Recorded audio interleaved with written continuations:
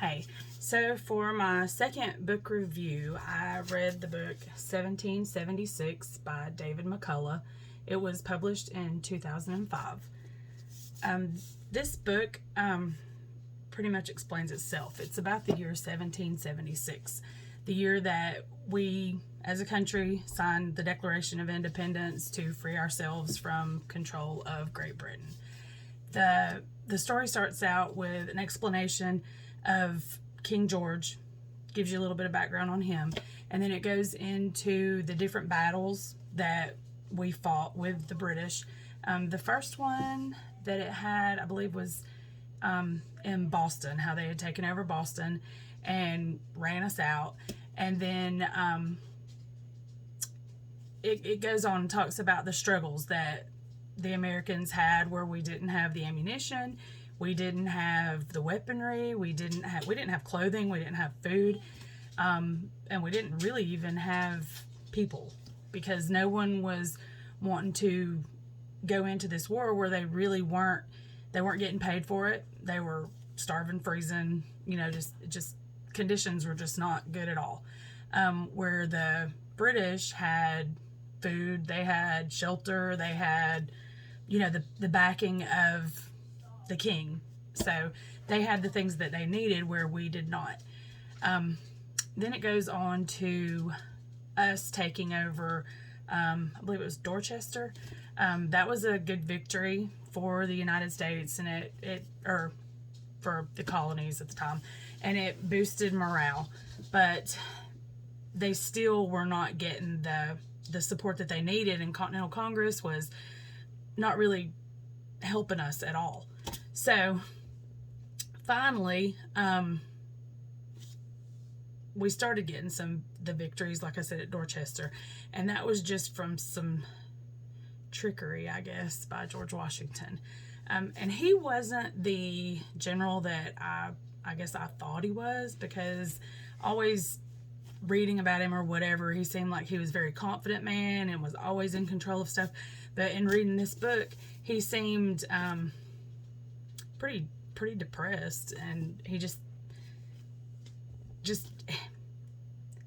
he leaned on Nathaniel Greene and Henry Knox to help him with decision making, and a lot of his the officers that were just beneath him, he didn't get a lot of support from them, because they started doubting whether or not he was able to lead this army. Finally, he had some treason, I guess, from some of his men, and there was a lot of back talk, but a letter ended up in his hands from one of the guys, and it was talking about the things that another officer, Reed, had written to Lee, and this was Lee responding to him, and the letter ended up in General Washington's hands, and he was thinking that it was information on what was going on that side of the battlefront, but it was actually Lee kind of thanking Reed for boosting his ego and saying, that he felt like he should be the one that was in control, and not Washington, pretty much. And so anyways, this was Lee kind of thanking him and telling him, what he thought about it. So for me, that would have been weird, being Washington and reading that letter and seeing that, your men weren't backing you, that they didn't feel that you should be the one that was in charge. So Washington at one point almost stepped down and had someone else take over, but he had committed to leading this army, so he stayed by his word. And also he felt that we needed this. So this was right before the time that they crossed the Delaware and went into Trenton, and of course we had that big victory there over the Haitians. And then things started turning around. Well, this was the end of 1776, and I was a little disappointed because it ended there. I was wanting it to go on, but it was just about that year. We signed the Declaration of Independence during that year. We had two big victories during that year, when we took over at Dorchester, and then again when we went into Trenton. But it's a good book. I liked it. It was I was just missing the part at Yorktown. I was looking forward to reading that part. But so I did read this book cover to cover, every word on every page. There is a really big sources section here at the back, and I did not read that. I did read a little bit of it, but it's a lot of, this was the sources that was used to write this book. I liked it and I didn't like it. I liked it because of the history that was with it, and I liked learning sort of the more personal side of Washington during this war. I didn't like that it stopped because I wanted it to kind of go on, but I guess the title, like I said, was self-explanatory. There were a lot of numbers with it. Of course, the British outnumbered us in ships and guns and, just everything about it. They outnumbered us. So there was a whole lot of numbers in it. And a lot of times I don't care to read books that throw a lot of facts at me like that have just a bunch of numbers. I would recommend it, especially if you are a history buff. You'll really enjoy it. It was a good story. I liked reading it. I am a daughter of the American Revolution. I'm a member of a local DAR chapter, and my 6th great grandfather was actually a merchant supplier for the Patriots during this war.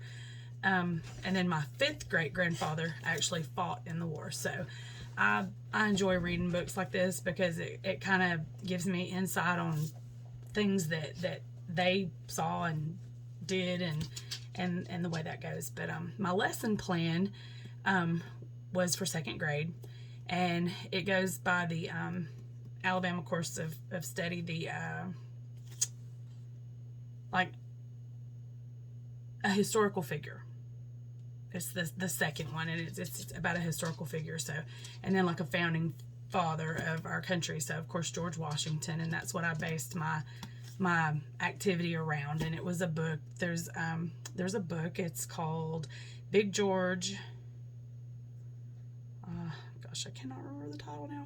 It's Big George, the shy boy who became President Washington, and it was a good book. I really enjoyed the book. It had a lot of information on George as a young boy, and then into his teenage years, and how he became a surveyor at like age 16 for the king.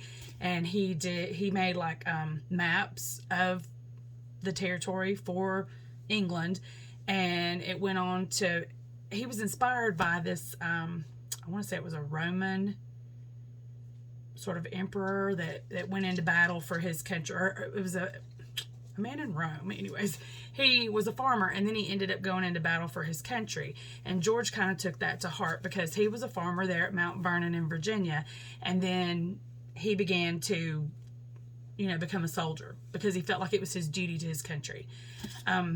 So he led our troops into battle. We're independent now, we know that. But also he did not want to become president. He felt like that was just not his calling, that he just wanted to be a farmer and live a simple life is basically what he wanted. But when America, after we gained our independence, was starting to fall apart because we were fighting amongst ourselves, Washington decided then that he would take role as president because he felt like we needed that leadership. And I mean, he did a good job because here we are today. We're still here.